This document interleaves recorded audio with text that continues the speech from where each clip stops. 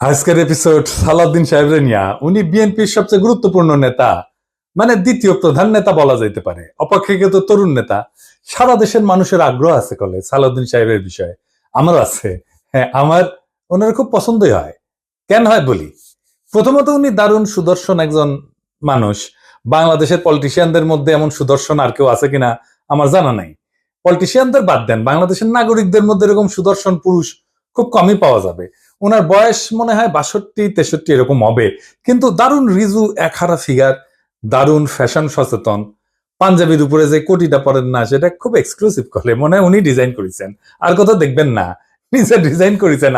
আমি শিওর ভবিষ্যতে সালাউদ্দিন কোটি হিসেবে এটা পরিচিতি পাইতে পারে। এগুলো তো গেল প্রশংসার দিক। উনি রূপালী পর্দার সেলিব্রিটি হইলে এই কথাগুলো এনাফ ছিল, কিন্তু উনি রাজনীতিবিদ, বাংলাদেশের প্রধান দলের বলা যায় দ্বিতীয় প্রধান রাজনৈতিক ব্যক্তি। তাই উনার যে কোনো আচরণ, যে কোনো ইতিহাস আমরা একদম মাইক্রোস্কোপের নিচে ফেলা দেখব। আমরা উনার সাম্প্রতিক ঔদ্ধত্য নিয়ে শুরু করতে পারি। দেখেন, একটু লক্ষ্য করেন, সিনিয়রদের প্রতি ওনার ন্যূনতম একটা সম্মানবোধ নাই। এখনই যেন দলের মহা কিছু হয়ে গেছে, মঈন খানকে বক্তব্য দিতে থামাই দিল। পদত্যাগের ব্যাপারে আমরা লিখিত বক্তব্যে জানিয়েছি, আগেও জানিয়েছি। নিরাপত্তা উপদেষ্টা এবং আর দুইজন ছাত্র উপদেষ্টা যাদের কারণ আগেও জানিয়েছি। নিরাপত্তা উপদেষ্টা এবং আর দুইজন ছাত্র উপদেষ্টা যাদের কারণ আগেও জানিয়েছি। নিরাপত্তা উপদেষ্টা এবং আর দুইজন ছাত্র উপদেষ্টা যাদের কারণ। তারপরে মঈন খান বক্তব্য দিচ্ছেন, এটা ওনার সহ্য হইল না, উনি চলে গেছেন। দেখেছেন, দেখেন। যে তিনটি বিষয় নিয়ে আমরা কথা বলেছি আপনারা শুনেছেন, সংস্কার, বিচার এবং নির্বাচন। আমরা স্পষ্ট ভাষায় বলেছি যে উনার নিজের দলের সিনিয়রদের যিনি সম্মান দেন না, উনি দেশের সাধারণ মানুষকে সম্মান দিবেন কিভাবে? আবার ওনার বক্তব্যের টোন দেখেন, মনে হয় ধমকায় ধমকায় কথা বলতেছেন। নিরাপত্তা উপদেষ্টা এবং আর দুইজন ছাত্র উপদেষ্টা যাদের কারণে এই সরকারের নিরপেক্ষতা ক্ষুণ্ণ হচ্ছে, তাদেরকে বাদ দেওয়ার জন্য আমরা আজকেও লিখিত বক্তব্য আমরা দিয়েছি। সেই আশ্বাস ওনারা দেখবেন, আমরা আমাদের বক্তব্য দিয়েছি। আবার পাশাপাশি আমির খসরু মাহমুদের বক্তব্য দেখেন, নম্র বিনয়ী ভাবে বলতেছেন, তাই না? দেখেন, আমি একটু বলি, মূলত সংস্কার এবং বিচার, নির্বাচন, এই তিনটার উপর আলোচনা হয়েছে। তো সালাউদ্দিন সাহেবের টোন দেখেন, আবার দেখেন। নিরাপত্তা উপদেষ্টা এবং আর দুইজন ছাত্র উপদেষ্টা যাদের কারণে এই সরকারের নিরপেক্ষতা ক্ষুণ্ণ হচ্ছে, তাদেরকে বাদ দেওয়ার জন্য আমরা আজকেও লিখিত বক্তব্য আমরা দিয়েছি। মনে হয় ধমকাইতেছেন। উনার ধমকানের কেউ তো দে, হ্যাঁ তো দে না। হ্যাঁ, সে বলে চুপপুরে সরাইলে সাংবিধানিক সংকট তৈরি হবে, আর প্রফেসর ইউনূস পদত্যাগ করলে জাতি নাকি বিকল্প বেচা নেবে। মানে চুপপুর কোনো বিকল্প নাই। হাসিনার যেমন বিকল্প ছিল না, চুপপুরে বিকল্প নাই। যাই হোক, এটা আওয়ামী লীগ বললে তো মানা যাইতো, এটা বিএনপি বলে যে চুপপুর কোনো বিকল্প নাই। কোন লেভেলের বেদবি দেখেন। সালাউদ্দিন সাহেবকে নিয়ে কয়েকটা প্রশ্ন উঠছে বলে, খুব গুরুতর প্রশ্ন, যেটার জবাব উনারে দিতেই হবে, বিএনপি কেও দিতে হবে। কারণ বিএনপি ক্ষমতায় যাইতে চায়, সরকার গঠন করতে চায়, এবং বিএনপির মুখপাত্র সালাউদ্দিন সাহেব। আলাপ উঠিছে যে সালাউদ্দিন সাহেবের পোলা এস আলমের অফিসে বসতেছে। এই ব্যাপারে সালাউদ্দিন সাহেবের বক্তব্য কি? এস আলমের সাথে সালাউদ্দিন সাহেবের সম্পর্ক কি? এটা না একটা ব্যাখ্যা দেশবাসী জানতে চাইতে পারে। সারা দেশে একটা ধারণা প্রবল, সালাউদ্দিন সাহেব শেখ হাসিনার ক্যাশিয়ার, দুর্বৃত্ত অলিগার্ক এস আলমকে, তার বাণিজ্যিক সাম্রাজ্যকে প্রোটেকশন দিতেছেন। সালাউদ্দিন সাহেবের স্পষ্ট বক্তব্য দেওয়া উচিত, বিএনপির স্পষ্ট বক্তব্য দেওয়া উচিত। সালাউদ্দিন সাহেব যখন ধরা পড়ছিলেন, গুম হয়েছিলেন যে বাসায়, ওইটা এস আলমের একজন কর্মচারীর বাসা ছিল। অদ্ভুত ব্যাপার না? ফিরে আসলেন, যে গাড়ি চললেন, সেটাও একজন এস আলমের গাড়ি। সালাউদ্দিন সাহেব গুম কমিশনে জবানবন্দি দিচ্ছেন, এটা সত্য। গুম কমিশন একটা ফ্যাক্ট ফাইন্ডিং কমিশন। এখানে জবানবন্দি দিলে গুমের বিচার হবে না, গুমের বিচারের জন্য আন্তর্জাতিক অপরাধ ট্রাইব্যুনালে অভিযোগ দায়ের করতে হবে। সালাউদ্দিন সাহেব আন্তর্জাতিক অপরাধ ট্রাইব্যুনালে কোনো অভিযোগ জমা দেন নাই, আজকা পর্যন্ত জমা দেন নাই। এটা নিয়ে ইলিয়াস বলছিল, ইলিয়াসকে কি গালাগালি সবাই। ইলিয়াস তো ভুল বলে নাই। সালাউদ্দিন সাহেবের গুমের বিচার হোক, উনি ট্রাইব্যুনালে অভিযোগ দায়ের করেন। উনি কেন করেন নাই এখনো পর্যন্ত অভিযোগ দায়ের, এই প্রশ্ন ওনাকে করাই যায়, এবং রাজনৈতিক নেতা হিসেবে এটার জবাব ওনাকে দিতেই হবে। এবার আসি ওনার গুম হওয়ার পরের ঘটনা নিয়ে। ওনার গুমের বিষয় নিয়ে প্রশ্ন তুললে ইলিয়াস, তাসনিম খানের লিখছে, বিএনপি নেতা সালাউদ্দিন আহমেদ র্যাবের হাতে বলপূর্বক অন্তর্ধানের শিকার হয়েছিলেন, ব্র্যাকেটে গুম। বিএসএফ এর মাধ্যমে তাকে বর্ডার ক্রস করে Indian national investigation agency NIA এর হাতে তুলে দেওয়া হয়। বাংলাদেশ এবং ইন্ডিয়ান রাষ্ট্রীয় বাহিনীর হাতে বলপূর্বক অন্তর্ধান এবং এক্সট্রাঅর্ডিনারি রেন্ডিশনের একজন সার্ভাইভারকে নিয়ে যারা কুৎসিত প্রপাগান্ডা করছো, তাদের উপরে মজলুমের লানত। হ্যাঁ, ঠেলায় পড়লে নাকি বাঘে ধান খায়। আর পার্সিকুলার তাসনিম খলিল ঠেলায় পড়লে ইসলামী ভোকাবুলারি ইউজ করে, লানত ইউজ করেছে। যার জন্য ইউজ করেছে তারে ধন্যবাদ। ইলিয়াসের কারণে হাজার হোক, লানত শব্দটা তো ইউজ করেছে। সাউদ্দিন সাহেবের গুমের বিষয়ে আমরা সবসময় কথা বলছি, সবাই, ইলিয়াসও বলছে, সবসময় ওনার পক্ষে দাঁড়াইছে, ইলিয়াসও দাঁড়াইছে। আমাদের সকলের সহমর্মিতা আছে, সমবেদনা আছে। কিন্তু গুম পরবর্তী সময় ওনার কিছু কাজকর্ম প্রশ্নের উদ্বেগ করছে, যার জবাব ওনাকে দিতে হবে, কারণ উনি পলিটিশিয়ান। যাই হোক, উনি গুম হয়েছেন, এটার কারণে ওনাকে কোনো ইনডেমনিটি দেওয়া তো সম্ভব না। সম্ভব না। যাই হোক, এই প্রসঙ্গে বিস্তারিত না যে আমরা সালাউদ্দিন সাহেব গুমের পরে কেমন মজলুমের জীবন কাটাইছেন সেটা একটু দেখি। এটা শিলং এর সানরাইজ গেস্ট হাউস। ওইখানে সালাউদ্দিন সাহেব ছিলেন, হ্যাঁ, পুরো সময়টাই। রিভিউ ভালো, ভালো প্রপার্টি, মাশাআল্লাহ। শিলং এ কেউ বেড়াইতে যেতে চাইলে থাকতে পারেন। দেখেছেন, দেখেন কি সুন্দর জায়গাপত্র, দেখেছেন। এখানে সব ব্যবস্থা ভালো। ভিতরে যেখানে সালাউদ্দিন সাহেব দর্শনার্থীদের লুঙ্গি পরে দেখা দিতেন, সেটার ছবিও আছে, মিলাই দেখে নিয়েন। অতি আনন্দময় সফরের নিশ্চয়তা দিলাম, বিফলে মূল্য ফেরত দেওয়া হবে। আমরা কলে এই সানরাইজ গেস্ট হাউস কোনো পয়সা করে দেয় নাই বিজ্ঞাপনের জন্য, ফ্রি করলাম আর কি। পরিবেশটা সুন্দর না, কোনো হইচই আছে? হ্যাঁ, নাই। এখানে কিন্তু পুরো সময়টাই কাটাইছেন। উঠিছেন মে মাসের 2015 সালে। তার 2 মাস পরে ডেইলি স্টার এই রিপোর্টটা ছাপে, তিনি কেমন আছেন। এটা একটা বিলাসবহুল গেস্ট হাউস, রিপোর্টেই কইছে। 4টা বেডরুম, উনি 2টা রুম ভাড়া নিছিলেন, কিন্তু থাকতেন একাই। দেখেন রিপোর্টে বলা আছে, অন্তত এই রিপোর্টে তাই বলতেছে। কিচেন আছে, খুব চমৎকার ড্রয়িং রুম আছে, ফায়ার প্লেস আছে, সবুজ লন আছে, পিসের সবুজ লন, এটা দেখে দেন। এইটা স্যার লাইব্রেরি আছে, বার আছে, তাতে মধ্যজাতীয় পানীয় আছে। সাদিন সাহেব একা একা খেলেন, হাঙ্কার এনে দিয়েছে, খাবেন না, কিছু করলাম নাহিনি। তাইলে সাদিন সাহেব একটা কথা কই, যে সত্যেন্দ্রনাথ দত্ত আছে না, ওনার মদিরা মঙ্গল নামে একটা প্যারোডি আছে।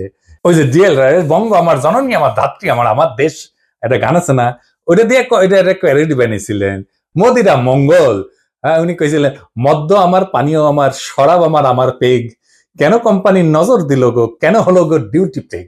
মানে ডিউটি বেড়ে গেছিল। তো উনি মনের দুঃখে এই প্যারোডি লিখেছিলেন।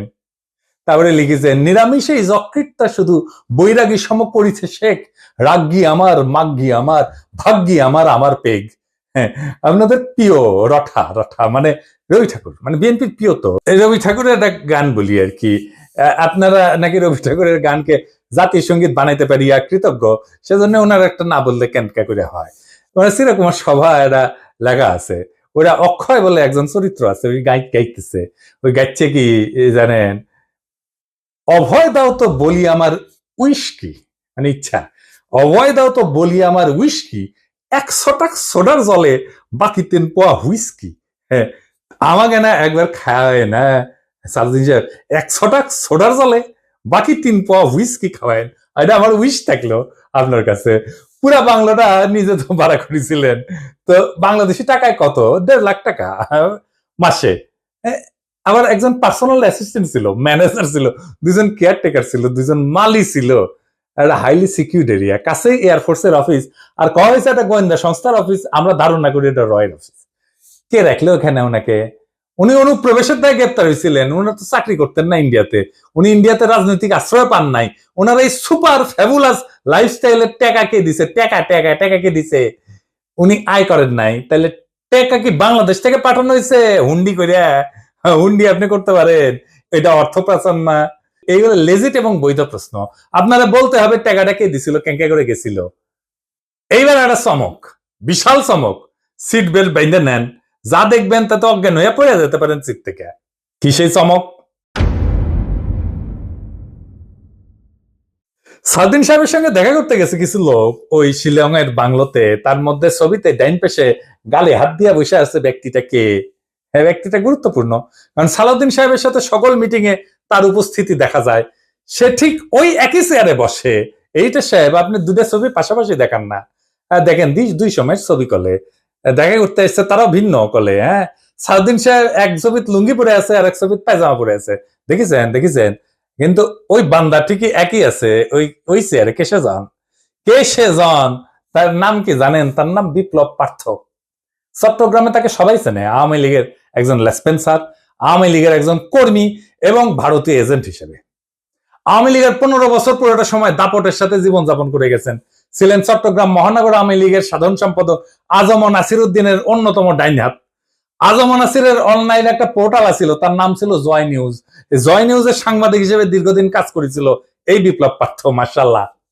কিন্তু এইসব পরিচয়ের বাইরেও তার একটা বড় পরিচয় আছে। বিপ্লব পার্থর মূল পরিচয়, সে ইসকনের চট্টগ্রাম বিভাগের মিডিয়া সেলের সমন্বয়ক। হ্যাঁ, সমন্বয়ক না, সমন্বয়ক। হ্যাঁ, এটা আবার গৌরবে ফেসবুকে ঘোষণা দিয়ে প্রচার করেছিল সে। চট্টগ্রামে চিন্ময় ইস্যুতে সবচেয়ে বেশি যে লোকটা সক্রিয়, সেটা হইতেছে বিপ্লব পার্থ। দেখেছেন মিছিলে, দেখেছেন আজম নাসিরকে দ্বিতীয়বার চট্টগ্রাম সিটি কর্পোরেশনের মেয়র নির্বাচনের জন্য মনোনয়ন পাওয়া দেওয়ার জন্য ওই নাকি অমিত শাহর কাছে নিয়ে গেছিল আজম নাসিরকে। আওয়ামী লীগ সরকারের আমলে বিপ্লব নাকি 60 বারের বেশি ইন্ডিয়া সফর করেছে, গর্ব করে কইতো, সব জায়গায় প্রচার করতো। আর এই সমস্ত সফরের নাকি বেশিরভাগই ছিল সরকারি সফর। তার পাসপোর্ট যাচাই করা হোক, তার প্রমাণ মিলবে। ইমিগ্রেশনে খোঁজ নেন, দেখেন কয়বার গেছিল। এটা পুলিশের কাজ, গোয়েন্দা সংস্থার কাজ। কেন একজন ব্যক্তি এতবার ভারত সফরে গেল, সেটা নিশ্চয়ই কারণ আছে। অনুসন্ধান করে এই রহস্য উদ্ধার করা হোক। এতদিন আওয়ামী লীগ হইলেও, এত সাজলেও আওয়ামী লীগ সাজলেও, 5ই আগস্টের পর হঠাৎ কইরা রূপ বদল করে বিএনপি হয়ে গেছে। সব প্রোগ্রামে যায় বিএনপি। একসময় সাংবাদিকতা করলে এখন পুরোপুরি বেকার করে এবং কাজ করে না। তো শোনা যায় আর কি যে ওক নাকি রয় ঢুকাইছে বিএনপির মধ্যে এবং বিএনপির সমস্ত তথ্য ভারতে পাচার করার জন্য। এমন একজন বিতর্কিত সেন্সিটিভ লোক ফ্যাসিবাদী সরকারের সময় কয়েকবার দেখা করছে সালাউদ্দিন সাহেবের সাথে। কি কারণে? সালাউদ্দিন সাহেবকে তো কইতে হবে কেন সে সব মিটিং এ থাকে। 5ই আগস্টের পর বিপ্লব পার্থ শেল্টার হইতেছে, গডফাদার হইতেছে বিএনপির আরেক স্থায়ী কমিটির সদস্য আমির খসরু মাহমুদ চৌধুরী। দেখেন ওর সাথে, দেখেন খালি ঘুরে বেড়ায়। স্বীকৃত, এটা প্রকাশ্য এবং স্বীকৃত। অথচ গত 15 বছরে ছাত্র দল এবং যুব দল করা হিন্দু সম্প্রদায়ের প্রচুর লোক আছে চট্টগ্রামে, তারা কাছে ভিড়তে পারে না আমির খসরু মাহমুদের। তাদেরকে বাদ দিয়া লীগের দালাল ভারতীয় এজেন্ট বিপ্লবকে জন্মাষ্টমীর নাম দিয়া চট্টগ্রামের রাজনীতিতে থিতু করার চেষ্টায় মরিয়া খসরু এবং সালাউদ্দিন চক্র। ছবিতে দেখেন বিপ্লব পার্থ মোদির সাথে ছবি, দেখেছেন? মোদির সাথেও ছবি, সালাউদ্দিনের সাথেও ছবি, ইসকনের চিন্ময়ের সাথে ছবি, ইন্ডিয়ান হাই কমিশনের সাথে চট্টগ্রামের বিভিন্ন ইভেন্টের ছবি। এবার বুঝেছেন তো আমির খসরু কেন অমিত শাহের সামনে জুলকাপ্পর নাম করতে যায়? কানেকশন বুঝেন? আমির খসরু, সালাউদ্দিন, ইসকন সব বরাবর। আর একটা ইস্যু আছে, সেটা হইতেছে মরাল ইস্যু। আমার স্কুলের বড় ভাই ডাক্তার ফিরোজ খুব ভালো ছাত্র ছিলেন। ডাক্তারি শেষ কইরা উনার ক্যারা উঠেছিল, উনি পলিটিক্স করবেন। খালেদা জিয়ার অ্যাসাইনমেন্ট অফিসার ছিলেন, খুব দাপুটের নেতা ছিলেন বিএনপির। শুনতাম উনি নাকি দুর্নীতি করে ফাটাই ফেলিছে। তারপরে শুনি 1/11 পর অস্ট্রেলিয়াতে গেছে। একটা ছোট্ট ঘরে 2 মেয়ে সহ পুরা পরিবার নিয়ে থাকতেন। ওই একই ঘরে থাকা, ঘুমানো। নিজে নাইট গার্ডের চাকরি করেছেন ডাক্তার হইয়া। হারিস চৌধুরী সিলেটের জমিদার বংশের ছেলে ছিল। রাজনীতি করে এসে সব হারিয়েছিলেন। 1/11 পরে থাকতেন পান্তপথে, খুবই দিনহীন ভাবে, পরিচয় লুকায়। মারাও গেছেন পরিচয় লুকায়, বেওয়ারিশ হিসাবে তাকে দাফন করা হয়েছিল। নিরাপত্তার কারণে পেট চালানোর জন্য চাঁদনি চকে কাপড়ের দোকানে কর্মচারীর কাজ করতেন। সেরা পাঞ্জাবি পরতেন, রিক্সায় চড়ার পয়সা ছিল না, হাইটে যেতেন। মির্জা ফখরুল নিজেই বলছেন, এই আওয়ামী লীগের আমলে বিএনপির নেতা কর্মীরা বাড়ি ছাড়া হয়ে ঢাকায় এসে রিক্সা চালায়, উনি কান্দিছিলেন, ফ্যাস ফ্যাস করে কান্দিছিলেন। আর আপনি সালাউদ্দিন সাহেব রাজার হালে থাকেন, শিলংয়ে লজ্জা লাগে না সালাউদ্দিন সাহেব? আপনার ভারতে থাকার টাইমে সকল খরচা কিভাবে করেছেন জাতিকে জানাইবেন। ইসকনের সাথে আপনার কি সম্পর্ক সেটাও জানাবেন। জাতির এটা জানার অধিকার আছে। 1975-এ সোহরাওয়ার্দীর বডিগার্ড জয় বাংলা হয়ে যাওয়ার পরে বেশ কিছু বছর কাটাল রানী ইন্ডিয়াতে ছিল। সেখান থেকে বাংলাদেশে ফিরে আমাদের উপরে স্টিম লোডার চালাইছে, ফ্যাসিবাদের ছাদ দিয়ে আবার ভারতে পালায় গেছে। অনেকে বলে হাসিনা পালায় যাওয়ার পরে সালাউদ্দিন নামের এই বিএনপির নেতাকে ভারত বাংলাদেশে পুশব্যাক করে দিছে। এতদিন আসতে পারেননি উনি, তারপরে 1 সপ্তাহ যায়নি হাসিনা পড়ছে, উনারে পেটে দিল। আগে পাঠাচ্ছিল না। কাকতালীয় ভাবে জীবনের বড় একটা সময় হাসিনার চেয়েও বেশি সময় ভারতেই ছিলেন। তো এই সালাউদ্দিন সাহেব ইদানিং হাসিনার মতো উদ্ধতভাবে কথাবার্তা বলা শুরু করেছেন। সামনে ওনাকেও সম্ভবত আমরা হাসিনার প্রতিবেশী হিসেবে ভারতে দেখতে পাবো। মাশাআল্লাহ। সালাউদ্দিন সাহেব, মানুষ আপনারা ইন্ডিয়ান মাল বলে, আপনি শুনেন না, কিন্তু ক্যামেরা ঠিকই শুনে। এই যে দেখেন, আপনারা কয় ইন্ডিয়ান মাল আসিছে।